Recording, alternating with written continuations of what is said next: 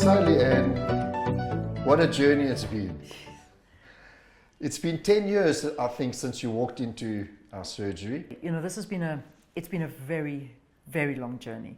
And I think that's something that I really want to emphasize to a lot of people, is that when you're going through issues with anything that's got to do with dental things, you don't know what's going to happen along the road. And as much as I wanted to walk in 10 years ago and have this fixed 24 hours later, I didn't realize the journey that I was in for, because it does take patience. It's a very emotive thing. It's an emotional thing to go through anything that has to do with dental procedures.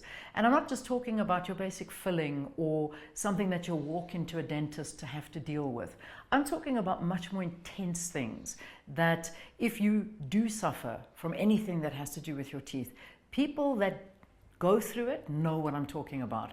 But those who've never been through it, they don't know what I'm talking about. And I hope that, you know, by educating people on some of the difficulties that you do encounter in going through this dentistry work, it'll help you through this journey, because it is a journey. It's a long journey. I never thought I'd get here. I mean, I've been through highs and lows, but the great thing is you've been holding my hand through the whole thing. So you've explained it to me every step of the way. I've known the pitfalls, I've known where it can go wrong and where it did go wrong, or where it can go right. And, you know, it has been like that. So as much as there have been delays in it because of schedules, because of implants that may have gone wrong or anything that's happened, but when I look back and I see this course we've traveled, and here we sit literally 10 years later, and I do, the confidence in my smile, the confidence in the fact that I have gone this journey, and it has honestly changed a lot about me, I couldn't be happier. We were met with a lot of challenges in your case, as you remember. Yeah. Right from the beginning, we were faced with potentially losing one tooth, which then turned out to be 2, then it turned out to be 3 or 4. And we needed to replace them.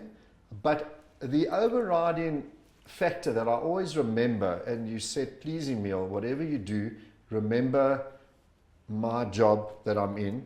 Yeah. I'm on TV. I present every morning.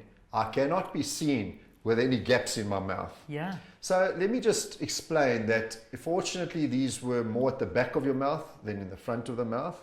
But it still presented challenges to make sure that you never had these gaps going forward.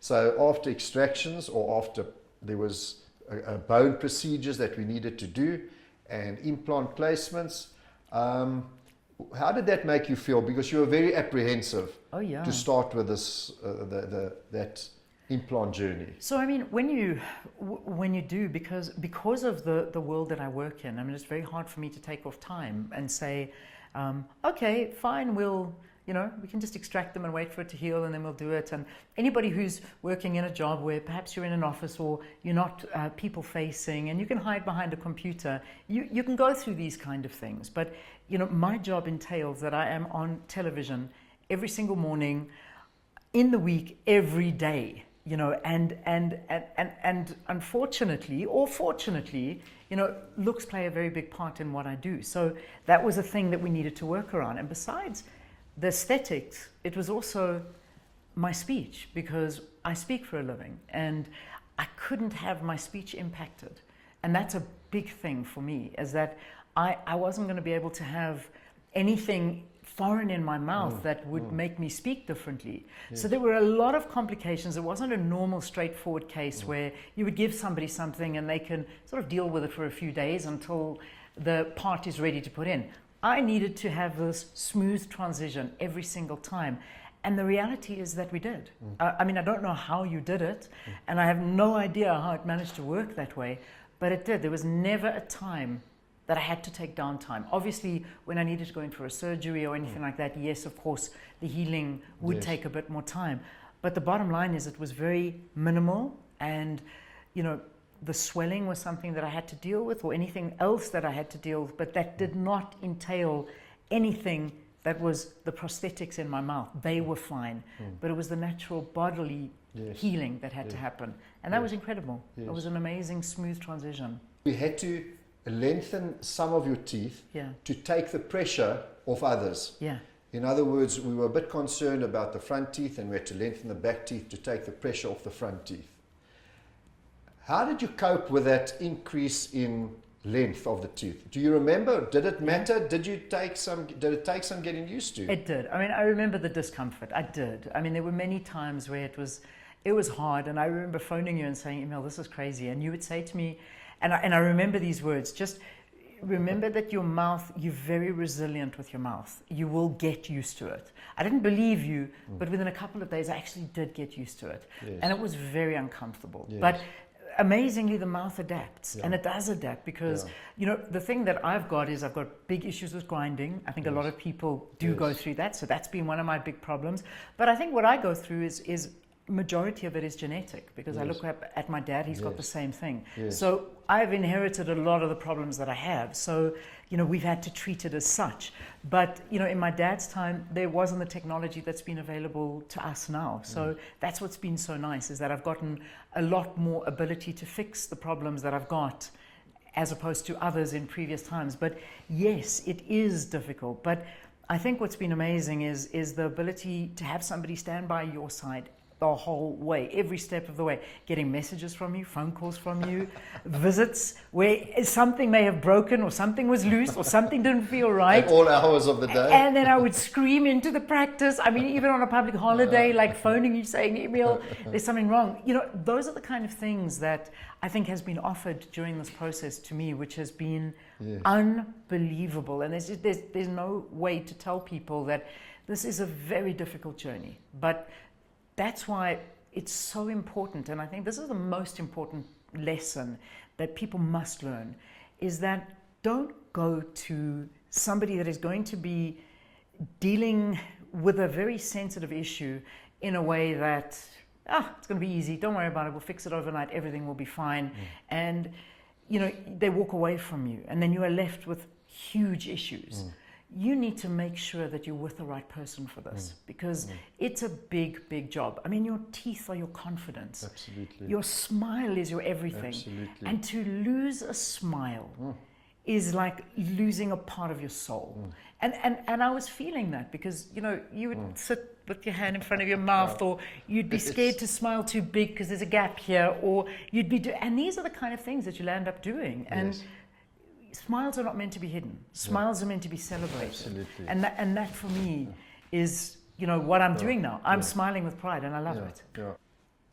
Your main complaint or main issues that you came to me with evolved into much more serious and bigger issues as we went on. What were your expectations at the beginning? I mean, or did the expectations evolve as well? So, I mean, my expectations at the beginning, and I think I've sort of, I speak for a lot of people, that you want to come in and you have a quick fix. I just thought, okay, well, you know, I'm just going to come in and you're going to just, you know, fix the tooth that was broken, because that was how it all started, was one tooth was broken. And, you know, we sort of looked at it and said, no, come in and we'll fix it. But on closer inspection, we realized that this is not just, wasn't just a broken tooth. It was, you know, the fact that I had deteriorating bone, and this probably wouldn't have been discovered had I not gone to a prosthodontist like you, who's trained to look for all these different kinds of issues. So, you know, when we did find out that there were other issues at play, it was easy to almost predict what was going to happen in the future. But another thing that's important is that it wasn't just a you know, like a one-size-fits-all thing. There were so many different specialists that you sent me to for different opinions, for different x-rays and scans, and different viewpoints as to how we deal with this. And I think so much homework was done to get to that right treatment, which I really appreciated as well, because it, you know, we double checked that we were doing the right thing, because you've got to know that anything to do with teeth is a permanent thing. Absolutely. They don't grow back. Absolutely. You know, once you lose a tooth, you've lost a tooth. Absolutely. Once they start getting loose for any reason, this is a big problem, and you have to figure it out with a lot of inputs. And that's what I've gotten to appreciate about what a prosthodontist does. Yes. You've explained it to me that you're almost like a conductor of an orchestra, and it's the truth, because at the end of the day, there's so many mechanisms at play that when you eventually come back to you, all of that stuff's been done, and then you put it all together. Yes. And that's when we walk out with this. But you don't come in and walk out the next day like that. And if anybody thinks that's going to happen, please get that out of your mind, because that is not the right way to do it. That's for sure. That's for sure. Before you came to me or met me, were you aware that prosthodontists existed? Honestly, no. I didn't even know the difference between a dentist and a prosthodontist and an orthodontist and a periodontist and a maxilla. Wow, you know them all now. Now I know them all personally. They're all on speed dial. But Yes. I didn't know this. And that's an important thing that I think people need to make, the distinction between the different professions and what the different specialists specialize in. Because I'm not going to go to a GP to have heart surgery. Exactly. And what gets me even more is how ill-informed we are about dentistry. And I think it's important that we educate ourselves about that. Orthodontists deal with something completely different to what a dentist will do. A hygienist deals with something very different to what a prosthodontist will do. I mean, these are highly specialized fields that we're dealing with. I mean, we're dealing with people that are studying the intricacy of the mouth, how it works, the mechanisms, the joints, the bones at play, the movement, everything, and all together as one picture, not one tooth, an entire mouth, an entire being. Yeah. You know, so I've learned so much on this journey. I really have, and it's been invaluable to me. And when I sort of speak to people about their dental issues, I feel the same way, and that's why I feel very passionately about this. And I feel for people that have fallen prey to some scrupulous scams out there, because you see them everywhere being advertised for, you know, make a beautiful smile overnight or do all of these things. It doesn't work. You need the right specialist, and we need to educate ourselves as to what different specialists do. Would there be anything that you would like done differently? I mean, during Maybe more painless injections. maybe. Oh man, it has been a painful journey, I must say. But you know, I mean, you can say in hindsight, you know, could we have done things differently? Obviously, you'll look back and say, oh man, we should have done that and had a bone transplant, you know, automatically before we actually put the implant in. But how do you know that? You know, I think I'm one of those people that maybe I am very conservative, and I like to treat things conservatively. I don't want to go drastic, but that's my nature. There are some people out there that are like, listen, doc, go drastic. And I sat down with you, and I think you knew that about me from the very beginning, that I didn't want to do anything too drastic. I was really nervous about the procedures that we were going to do. So could we have done anything differently? No. Would I have wanted to do things differently? Of course, I wouldn't want this. I wouldn't want to go through anything that is, you know, that's like this. But it's happened, and we're here. And if you ask me, like 5 years ago, if I would be sitting here basically at the end of the treatment, I didn't think I was ever going to get here, and I didn't know what it was going to be like. But you know, if I could tell myself 5 years ago that, don't worry, you'll get there. It's going to happen. It'll be fine. Just trust what's going on. It's not going to be fast, but you will get there. And I'm glad we're here. And that's why you've got to. I mean, you asked me if there was one thing that I could do differently. I suppose maybe when I was younger, look after your teeth better. You know, make sure you brush them, make sure you floss, make sure you do all of those kind of things. But there are also some things that are beyond your control, and unfortunately, that happens. And genetics is very strong. Genetics is strong, and that plays a massive role. So you know, it's something that was never going to change. But I do, and I have to, and I think most importantly, and I'm going to say it again, is that people need to ensure that you do your homework. Don't just go to anyone, because I am devastated by some of the stories that I hear and some of the cases that you've told me about people that have come in here and they've had to remove all of their teeth for something that could have been so simple because they took advice from the wrong person. Be careful out there. People just want your money. They don't want your well-being. They don't want to make sure that you walk out feeling that you've done the right thing. They just want to take you for a ride. And that is a message people need to know. go to a professional who knows what they are doing. I know it may be more pricey, and we know that. But when you have issues that need to be dealt with, you do not go to somebody who cannot make that difference. Yeah.